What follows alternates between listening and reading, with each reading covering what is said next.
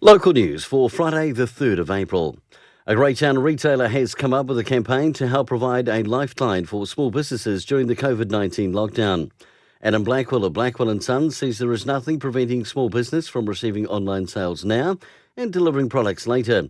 His campaign, Shop at Ford, Keep New Zealand Working, is a plea to encourage people to keep shopping and supporting small business.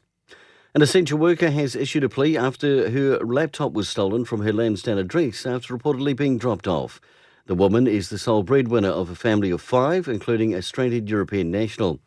Thefts or information like this can be reported via the Police 105 system. Public toilets in the Masterton and surrounding districts are now closed to the public due to the risk of COVID-19 contamination. The Exelou and Queen Elizabeth Park Masterton and the toilet in Tanui, however, remain open only to essential service workers. And finally, the Masterton District Council are reminding dog owners to ensure when walking their dogs they are on their leads, even in the off-lead areas. For local news, kia ora, good morning, I'm Brent Gare.